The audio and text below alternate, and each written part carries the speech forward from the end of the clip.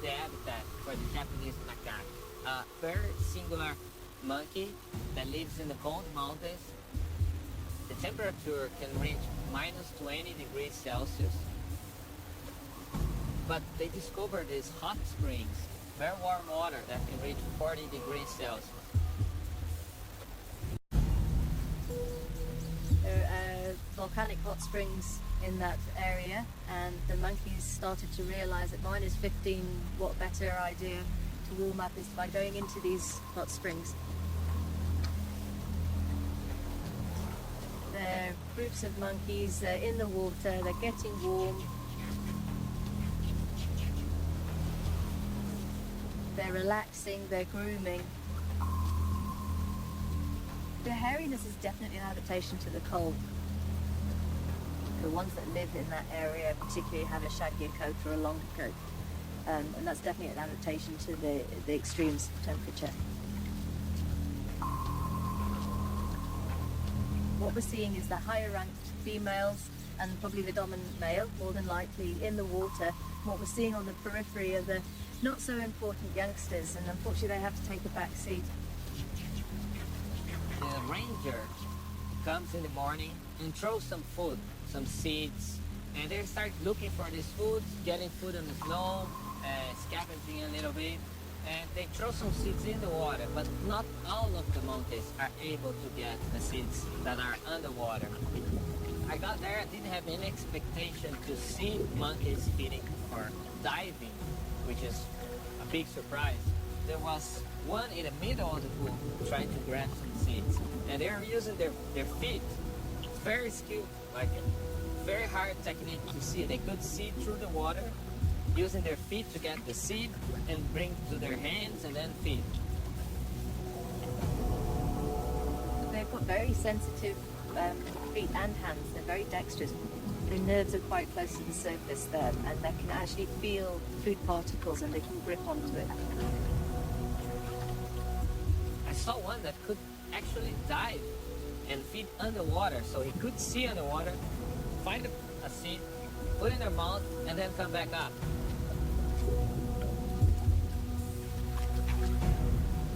And it was funny to see this difference between one individual to the other and to the rest of the group. What we're seeing there is more than likely learned behavior. You're going to more than likely have had one very intelligent monkey or a couple of monkeys that realize that in minus temperatures that water is great, and is going to be brave and intelligent enough to go in, and then that's learned behavior that other monkeys will follow.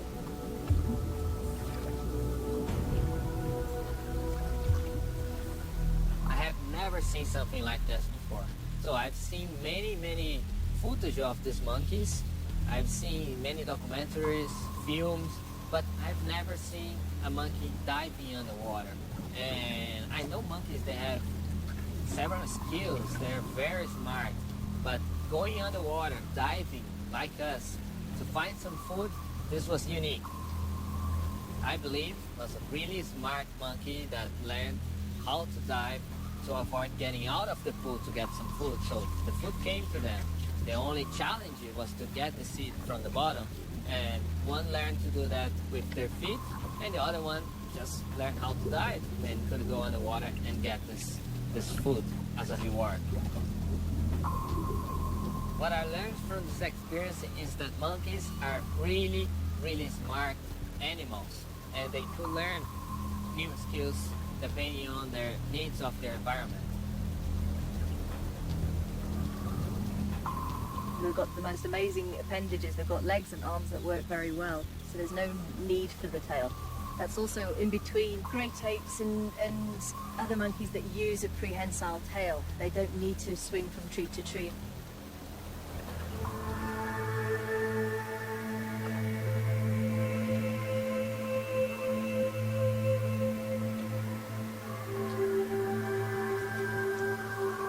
And after seeing this, I became kind of obsessed with this kind of animals, monkeys, and how they use tools and how smart they are. So every time I have the opportunity to go to a place and that has a group of monkeys that are most of them are always marked, but some of them are really unique. And I'm always looking for these unique behaviors. I felt really lucky and fortunate to be able to have an underwater housing to capture this behavior over there when I saw it. Because we had other photographers around me, but none of them had underwater housing. And this is something like, you are in the right place at the right time, but if you don't have the proper equipment, you might not be able to capture it. We captured something that is, for me, it's something really nice. It's exactly what we would be like if we were in a hot spot or in a cold place. It's really interesting, and when you start to look for this difference between individuals and not looking as, oh, they're all the same, they're animals, they have the same behavior, because they're not. They are unique just like us.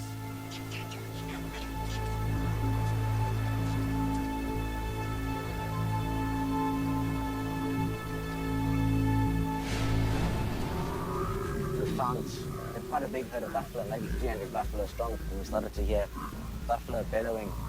And the bellowing seemed to be coming from a bit more north of where they were. So we continued past the herd. To our amazement, we found a pack of about 10 or 12 wild dogs trying to pull down 2 buffaloes. So after about 10 minutes, they left the older buffalo and went to focus on the younger buffalo. There were 3 or 4 going for the rump of this buffalo while the rest of the pack just attacked the face. Every time the buffalo tried to turn around to get the rest off of its back, the wild dogs in front would just push closer, almost to its nose, trying to almost nibble on its nose to encourage it to keep facing them, while the others would chew on its tail and on its bum. 4 wild dogs hassling a young buffalo calf, biting on its rump and trying to distract it from the front. Buffalo are quite an unusual item for them to go after. Wild dogs eat a wide variety of prey, typically medium-sized antelope, but they are large carnivores and they are opportunistic. They wouldn't turn down an opportunity to see if they could bring it down. I hadn't even heard of wild dogs attacking buffalo before. It's one of those things where you see wild dogs run past another buffalo, which I had seen before. And it's kind of, they look at each other, the wild dogs carry on, the buffalo carry on. You just would never think of a small little wild dog attacking something that could hold off a pride of lions. After a little while, the wild dogs then pulled the tail off of the buffalo, and that became a game where some of the dogs ran away with the tail while the rest of the pack continued to try and bring this buffalo to the ground. This continued for around half an hour, where the buffalo and the wild dogs were just going in and out of some thickets. Bellowing and bellowing, the dogs would get excited and start that little chattering that they would do sometimes. The wild dogs tried to push the buffalo towards the thicket, as it felt like they were trying to create a barrier where the buffalo only had one way to go. It couldn't retreat, being a thicket behind it. It could only come forward, and there was a wall of wild dogs waiting for this buffalo to come towards them. It almost had no retreat. It just had to stand there and try and fight. But wild dogs being as fast as they can, that little buffalo just didn't stand a chance. I'm pretty sure that with enough time, and as long as the mother buffalo didn't come back, that they would have eventually persevered and won. I think having seen wild dogs before, you've witnessed where sometimes wild dogs might come from the front while the rest go to the back, especially if they're killing something like the wildebeest. But a buffalo is just in a different class. So to see that same technique that they've mastered over years and years and years works on whatever they're going for, you can see they're specialist hunters. They know what they're doing. There's not even a question as to which dog goes where. Every dog knew his role, and he was doing it how it should be done. I don't even know how to explain how lucky we are to see this. Wild dogs killing a buffalo doesn't happen. It eventually ended when these wild dogs, we said, had backed this buffalo up against the thicket where we couldn't eventually get to.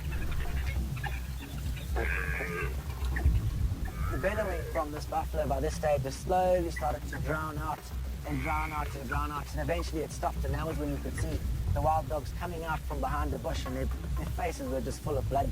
You just knew they had opened this buffalo up, and the buffalo was dead. You know how few wild dogs there are left in Africa.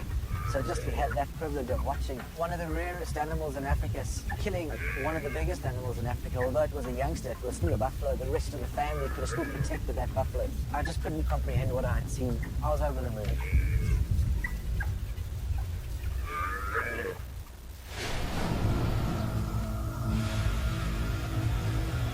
I had 6 guests with me in the tracker. Off in the distance, Foster suddenly stopped us and shouted leopard. about 10 minutes into us sitting there, he suddenly flinched a little bit, and the head of the massive female warthog just poked out the hole ever so slightly. He then tensed up. You could see he readied himself for her to burst out of the hole. Only a couple seconds later, she darted out, and he jumped over the hole and caught hold of her. And she was trying to get away. She was massive. A couple of times, she got back up, and he managed to wrestle her back down to the ground. This happened 3 or 4 times. He eventually worked his way and clawed his way onto her and got a hold of her neck. There's another leopard. Suddenly there was another male leopard. Yeah.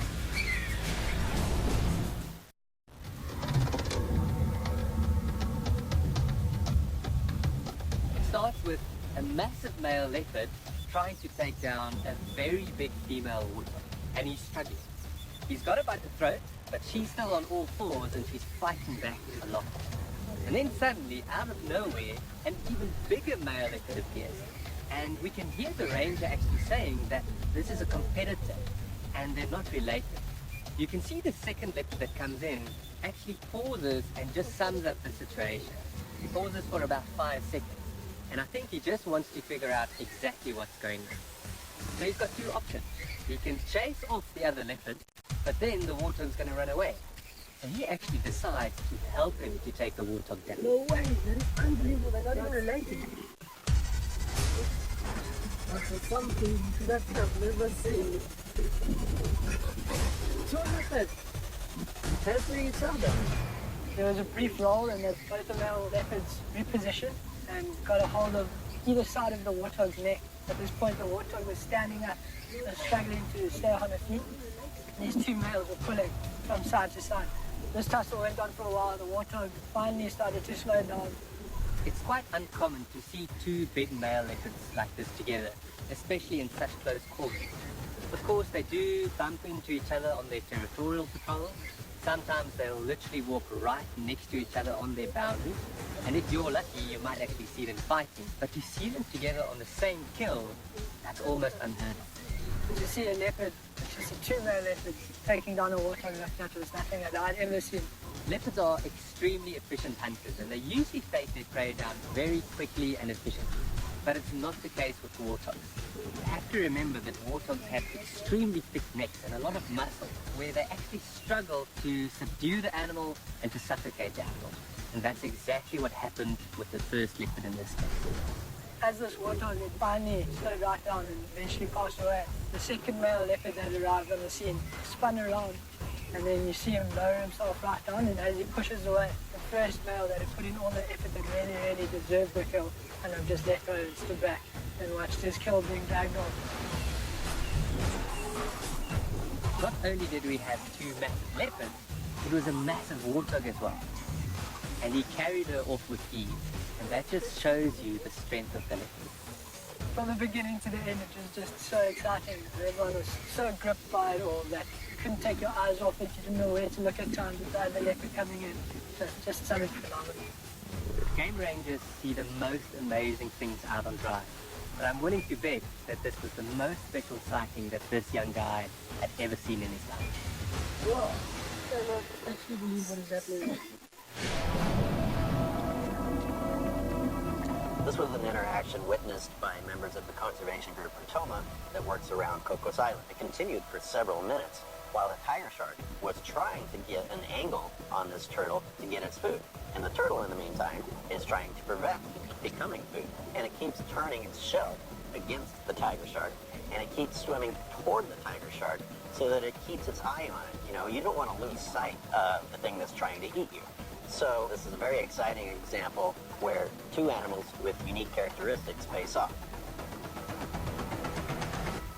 Tiger sharks are known to prey on all sorts of things. They have the undeserved, I think, reputation of being the garbage can of the sea. But they do seem to make a real habit of preying on sea turtles. A number of shark species are thought to prey on turtles, but tiger sharks are one of the few sharks that can successfully get through the turtle's very hard shell, skeleton, and other protective measures. Attempted predation, and particularly the evasive behavior of the turtle, was something amazing to see. The tiger shark keeps swimming around the turtle, trying to get hold of the turtle, but you see that the turtle keeps turning its shell against the tiger shark's mouth so that it can't get hold of it. So it's actually using its shell as a shield. Tiger sharks have got very powerful jaws, and they are hinged in such a way that they have got amazing bite power. Tiger sharks also have very interesting teeth that are curved, and so they have much more of a sawing action. The combination of that sawing action of the teeth and the hinge of the jaw means that they can in fact slice through a turtle shell in a way that not many other predators can. The tiger shark keeps swimming in circles around the turtle, but can't get hold of the turtle because the turtle keeps using these countermeasures. And what we witness is a turtle strategy to stay alive against an animal that's designed to eat it. So it keeps turning its shell against the tiger shark so that there's a broad surface that the tiger shark can't get hold of. It doesn't matter what kind of teeth the tiger shark has in its mouth if it can't get a grip on the prey item. The other thing that we see is the turtle staying close to the tiger shark. That way, the tiger shark can't remaneuver and get hold of the turtle from a different angle. The tiger shark and the turtle almost look as though they're performing some form of choreographed dance with each other. And the turtle stays quite close to the tiger shark, and they're turning very tightly. What you would expect a prey item to do is to swim away from the predator as fast as possible. But the turtle is performing a very evasive action and is angling his body and is swimming in such a way that the tiger shark can't ever quite get a good hold on. What you'll notice is that these were very tight circles, which meant that the tiger shark wasn't actually able to maneuver fast enough to ever get a clear shot at the turtle. The turtle also, very interestingly, immediately swims on its side as soon as the tiger shark is able to get a bite at it. And what it's doing is presenting the widest part of its shell, which is too wide for the jaws of the tiger shark to actually fit around. This also means that the turtle's flippers are vertical in the water, and so the tiger shark would have to reorientate its body and turn sideways to be able to even get a bite of the flipper. Sometimes I think there's a case of out of sight, out of mind, because it's happening underneath the surface. People aren't aware of the dynamic interaction happening in that food chain, and they think that maybe sharks just eat whenever they want to eat. But that's not the case. The things that they want to eat have developed strategies to stay alive. It's a food chain. It's not a food buffet. If a shark got to eat whatever it wanted to, whenever it wanted to, then nothing would live long enough to reproduce, and the entire system would fall apart. It's very exciting to see two animals with specific evolutionary characteristics face off like this. It was very enlightening to see how turtles managed to survive against an amazing predator like the tiger shark.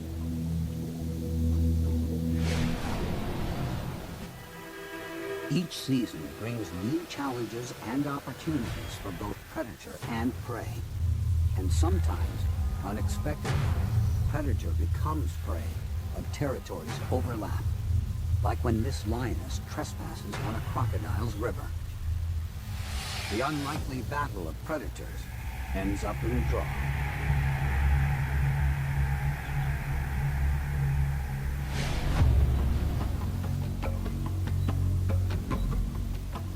We've been tracking two young lionesses who had been separated from their pride.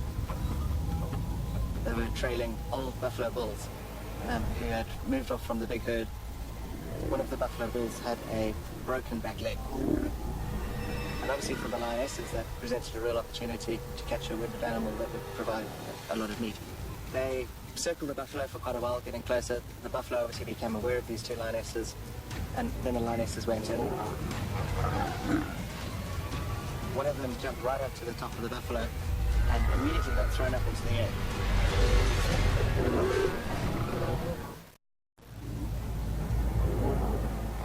They eventually got the buffalo right down onto the ground.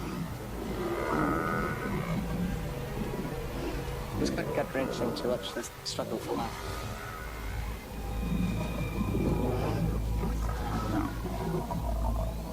It seemed a very long time that this buffalo sort of bellowed and was being held down by these lionesses. These buffalo are alone because they're outcast from the herd itself. One can see the buffalo bellowing. And that is basically an alarm or panic call. Had there been a couple more buffaloes, the chances are that collectively they would have gone back to help their comrade. After about 20 minutes of bellowing, the buffalo finally went silent. And the one lioness starts going, she moves towards the back. At which point maybe the male buffalo senses that he doesn't have that sort of dragging weight and he's starting to get his head up. And I think once he's got his head up, he was able to stand up and to keep moving. She got lucky. That could have gone either way. The buffalo are extremely powerful animals. If the horns had connected a lioness, it could be fatal. From the impact itself, and obviously if a horn hooks the lion, it could disembowel it. This is an adult buffalo bull, probably weighs in excess of 750, 800 kilograms, and the lioness is probably weighing 130, maybe 140 kilograms. Attacking an animal that size would take huge reserves of strength from the lion's side. You can see initially the buffalo goes down, and it appears to be weakened, but while it's lying there, it's busy composing its strength, while the lioness is in an attempt to subdue the buffalo, using up all their strength. Once the buffalo had got his strength back, he stood up, and without too much resistance from the lionesses, was able to trot away. He's giving off a scent of blood, and other predators will soon be on his trail because they're going to know that he's injured and compromised. This buffalo, through courage, strength, determination, had managed to get away. But when you watch an animal with a broken leg, you know that maybe the end is not too far away. In many ways, maybe if it had ended right there and then, it would have been slightly better.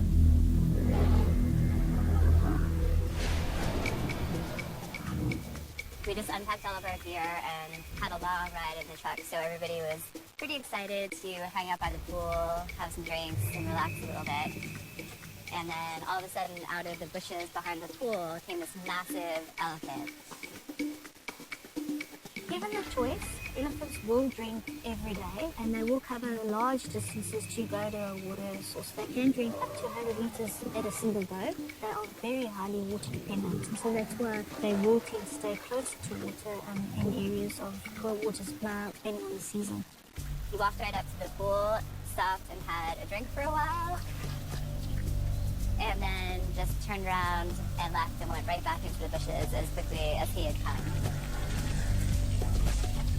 It appears as though this bull has been here before. He knows exactly where to go, and I think that's also why he is as confident as what he is. He doesn't falter, he goes straight there.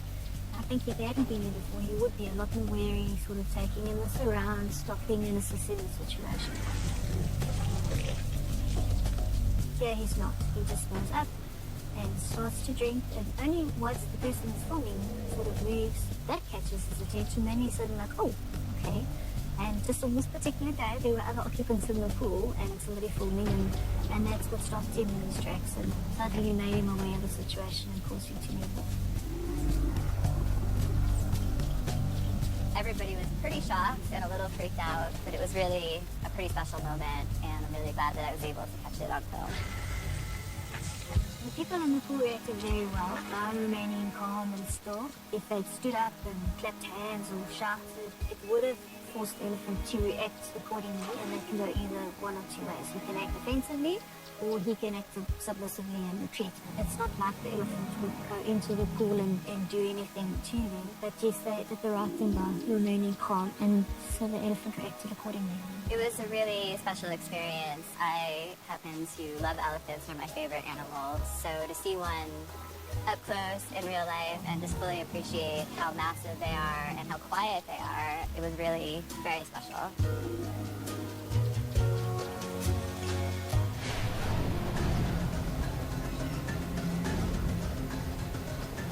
We came across a river, and in the river was a dead elephant, a crocodile, and a whole bunch of lions. It looked like something might happen because the crocodile started approaching the dead elephant, and then a big male came out of the bushes and started coming down to approach the crocodile in the river and started pawing the ground. Basically, we thought telling the crocodile that this was his territory and to get out of the way. The crocodile didn't relent.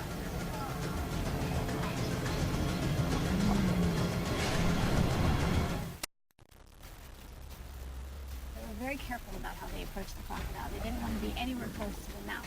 So he went around the back and let her feet. And then the female they were right there. Everything happened so quickly. So he grabbed the foot, and then the jaws of the crocodile opened up, and they all jumped back because nobody wanted to be near the jaws of the crocodile. And they definitely approached and attacked the crocodile from the rear side of it.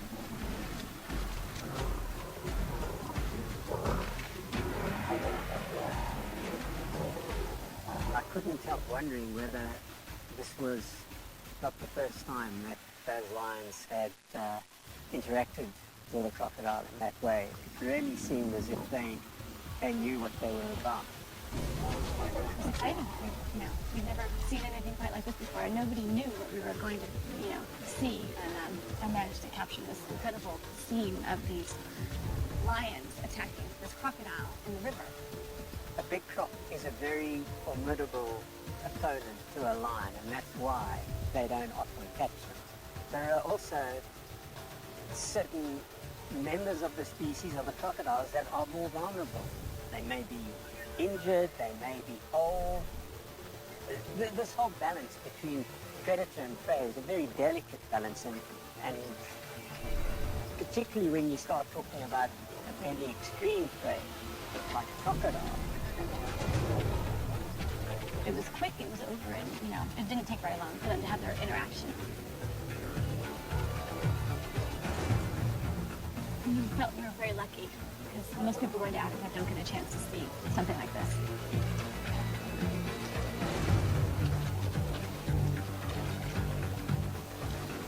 So finally, the crocodile, I think, realized that he had lost the battle, and he was injured. His right foot was bleeding. Oh, look at the blood on his leg. Yeah, the blood's on the leg. Stop it. It just seems sort of foolish for the crocodile to go fight a bunch of lions over a dead elephant carcass, because he was only one and they were a whole pride. He was fighting a losing battle. The crocodile sort of slinked off with his bleeding foot. We didn't see him again after that.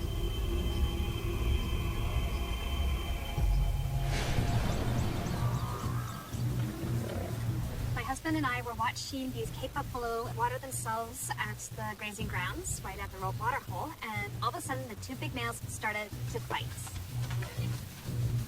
The level of violence for this fight was incredible. You could see the scarring on the horns, on the boss, right at the forehead, just because of the sheer force behind these two animals just going at each other. And it wasn't only the damage to the horns that occurred, they were excreting quite a bit.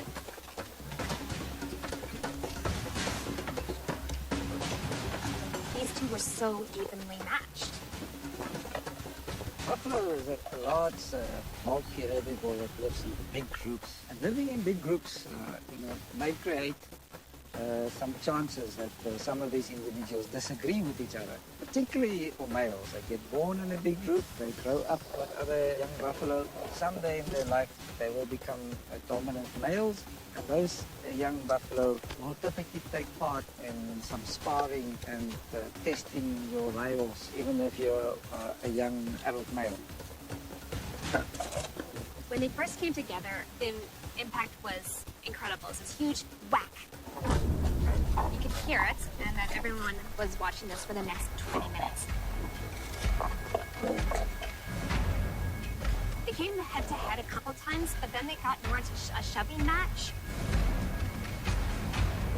There's quite a big difference in terms of a real male buffalo fight for dominance of the herd versus just play fighting.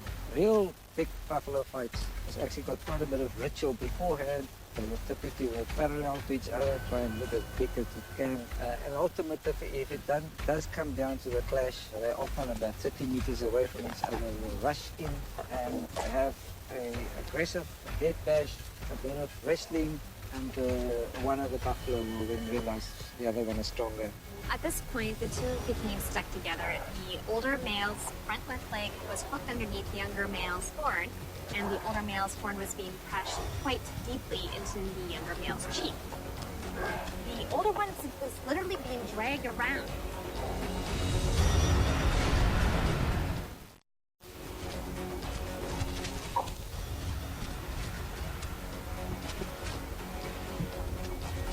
down on one knee. The horn snapped, and you could hear this snap. Oh, an echo. It was so loud when it actually came off. Oh, geez, you're right. Look, there's blood. There's a big long spurt of blood, and then it's for the rest of the fight you could see that blood dripping down the horn. It was getting into the animal's ear. And that loss of horn made that older male really at a disadvantage. He couldn't quite lock horns properly anymore, but it didn't stop, and they kept on going for at least another 7 minutes after that. All of a sudden, the younger male turned, started running away. The male chased him for a little bit, and all was quiet again. This is a classic example of young buffalo bull play fight. At first glance, I would think this is a serious fight. But in fact, it is not the case. When you look at the bosses of the two buffaloes, so that's the front part with the horns, those bosses are actually not entirely fused. All buffalo bulls, those would be fused, and then those dominant bulls, that's also what the case might be. These two young buffalo busy locking horns are like two youngster boys that are busy resting on mom's couch at home.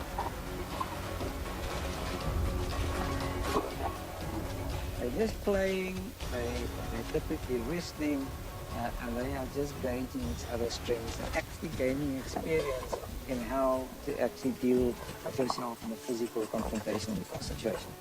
For some people, it was too much. A couple ladies had to remove themselves from the scene because of the blood, the violence, the sweat. Buffalo, just like anybody else play fighting, can have small little accidents happening.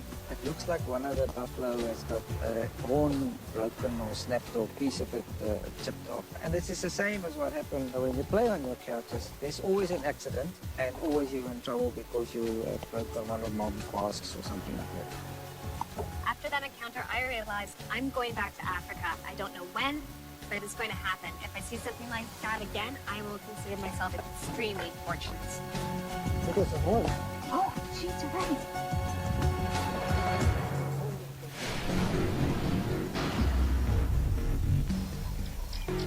I was on safari, and the ranger took us to this famous place where there were supposed to be a lot of lions and leopards running around. And when we came there, we were really amazed to see a leopard on top of the rock eating its prey, dead impala. I started filming the leopard, and suddenly, after 1 or 2 seconds, the lioness came out of nowhere, it hit the leopard, and it took the impala kill. Oh my God! Oh my God! You can clearly see that the carcass hasn't been eaten that much. So the kill probably took place earlier that morning. And then the leopard took it to the rocky outcrop to stash it. So my gut feeling is that the lions just came up to rest and then stumbled upon the leopard. And unfortunately, the lions are much bigger, so there was no chance for the male leopard to get his kill back.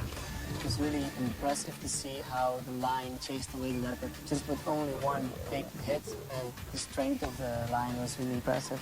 The ranger was also very surprised to see this. He said it was a really amazing thing to see.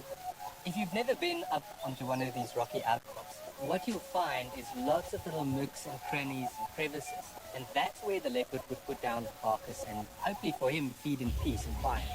But it didn't turn out like that. So what probably happened was the leopard is feeding on the carcass and the lioness coming up is looking for that same nook and cranny but to rest, and then she finds the carcass. The leopard ran away, and then we saw that the leopard was watching the lion eat its impala. A lion eating something and a leopard watching it. The leopard very quickly realizes that he's not in any danger. The lioness just wanted his food. But he'll probably hang around in the area because if the lions move off, they might actually leave something for him to scavenge.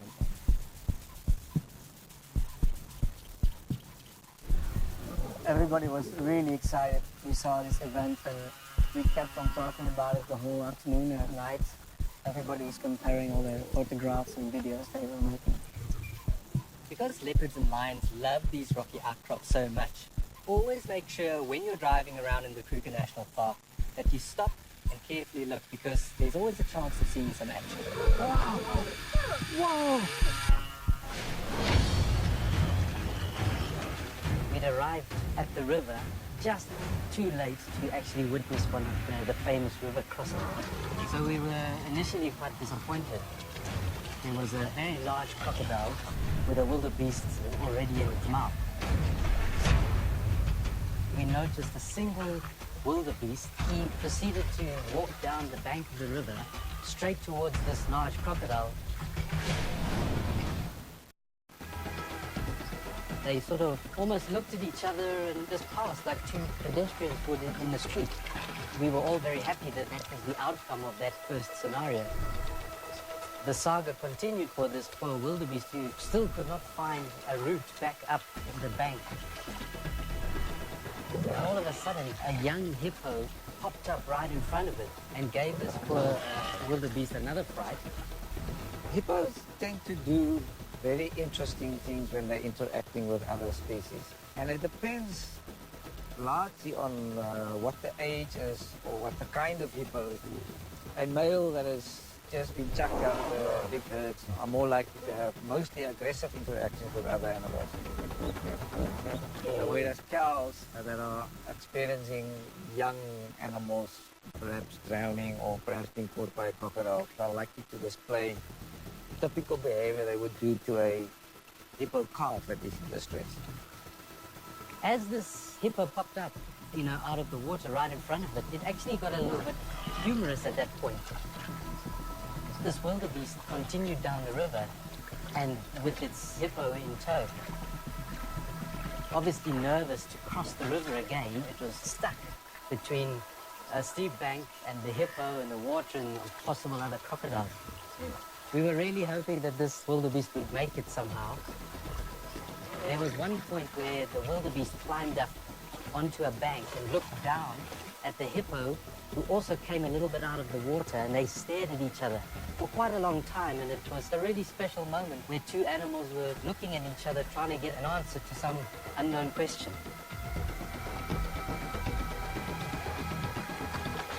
The funniest part of this whole incident was where the hippo and wildebeest actually ended up on the same small flat area on the side of the river. And the hippo came out and gave the wildebeest a small fright, which caused it to start running. And then the hippo decided to chase it. So watching a hippo chase a wildebeest was also a very special thing to witness and quite a funny event in the whole story. Finally, this poor wildebeest decided that its only way out of this misery and torment was to actually take its third swim back across the Mara River and take a chance with other hippo, which it actually swam right through the middle of it. It slowly started getting weaker and weaker, and it was taking longer and longer to cover distance across the fast-flowing river. Luckily and thankfully for all of us, we witnessed this poor wildebeest arrive finally at the other side of the river, climb up the bank very slowly and gingerly, and head off towards the rest of his herd, which were busy grazing. And it was a very nice ending to quite a funny story. Personally, I felt very, very pleased for this wildebeest who had shown such courage and determination to get to his end point. And once he headed up towards his herd, it felt like it was the ending of a good story. We saw these groupers. I tried to approach and film them. I didn't need to approach much because they came after me. And after that, they just stayed with me for a while. So I think most of the dive was around me, following me around. I don't know what it means for them, but maybe they just want food. So I tried to move to shoot other things, but the grouper was just beside me. So I gave up trying to do anything else, and I have a friend with me that could shot me. Having fun with this grouper. I spent like 20 minutes playing with it, going around. And even when I came back to the boat, I saw the grouper was still trying to follow me. Groupers are large, they're predatory, they are reef fish. Groupers are known to be a very curious species. They will often approach divers or other foreign objects to investigate them. This is particularly true when they are in fact defending a territory. The grouper is clearly interested in what is happening, and it is right there, nose up against the camera for the entire sequence of the clip.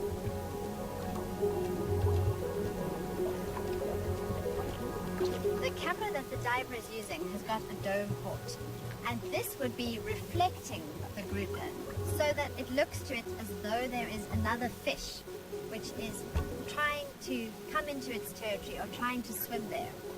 Of course, what's happening is that because the grouper is up against the camera, the mirrored fish, reflection fish, is not backing off. And so this keeps that constant interaction as though the invading fish is not going anywhere. Essentially, this looks like almost a standoff between a grouper and the same grouper. Every now and then, the grouper does almost bump up against the camera. It does seem to be testing what the intentions of the reflected fish are. However, because the grouper is not itself being aggressive or displaying any aggressive behavior, the reflected fish in the camera port would not itself be doing any aggressive behavior.